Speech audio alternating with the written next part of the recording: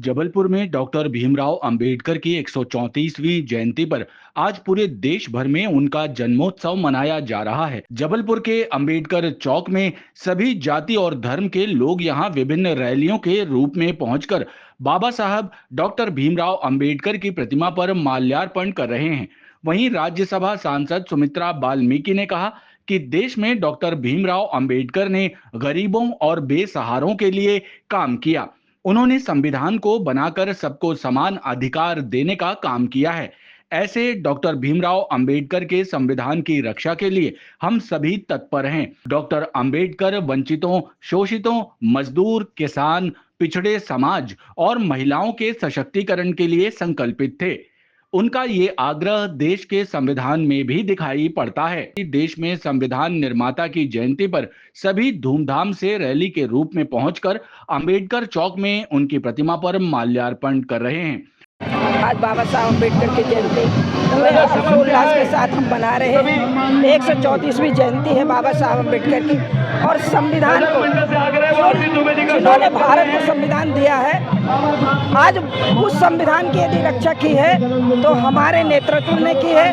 क्योंकि आप इस बात से अंदाज लगा सकते हैं कि जो आज संविधान को जेब में लेकर घूम रहे हैं, मैं उनसे पूछना चाहती हूँ कि जब बाबा साहब अम्बेडकर को आपने संविधान के सदन से हराया था, जहां राज्यसभा से हराकर उन्हें बाहर का रास्ता दिखाया था, आज वो किस मुंह से बाबा साहब अम्बेडकर की बात करते हैं। यदि बाबा साहब अम्बेडकर के पंचतीर्थ, जहां उन्होंने दीक्षा ली, जहां उनका जन्म हुआ, जहां उन्होंने शिक्षा ली, जहां उनका परिनिर्माण हुआ, ये पंचतीर्थ भारतीय जनता पार्टी ने बनाए हैं। हम गर्व के साथ कह सकते हैं कि भारतीय जनता पार्टी संविधान के साथ संचालित हो रही है। इसी आशा विश्वास के साथ मैं सभी को बहुत बहुत शुभकामनाएं देती हूँ।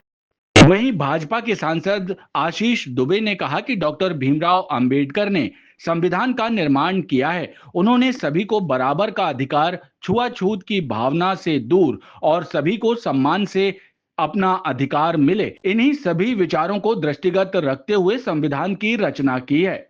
भारत की आत्मा भारत के संविधान में बसी है और संविधान के रचयिता डॉक्टर भीमराव अंबेडकर जी ने जब इसकी रचना कर रहे थे, तब उन्होंने इसकी रचना इस प्रकार से की थी कि यहाँ पर कोई भेदभाव ना हो, कोई ऊंच नीच ना हो, कोई जाति धर्म संप्रदाय में बंटवारा ना हो और एक समृद्ध भारत का निर्माण हो सके। उस दृष्टि से उन्होंने संविधान का निर्माण किया और आज उसी से प्रेरणा लेकर यशस्वी प्रधानमंत्री नरेंद्र मोदी जी के नेतृत्व में भारत समृद्ध भारत के रूप में, एक भारत के रूप में, श्रेष्ठ भारत के रूप में आगे बढ़ रहा है। आज के शुभ अवसर पर मैं समस्त भारतवासियों को बहुत बधाई और शुभकामनाएं देता हूँ। मुझे लगता है मैं इस बात को प्रामाणिकता के साथ कह सकता हूँ कि सदन में मैं बैठता हूँ, मैं सारी कार्रवाई देखता हूँ, विपक्ष कार्यवाही से और बहस से तक भागता है। जो सामना नहीं कर सकता सत्ता पक्ष का, उस विपक्ष को कुछ कहने का अधिकार नहीं है।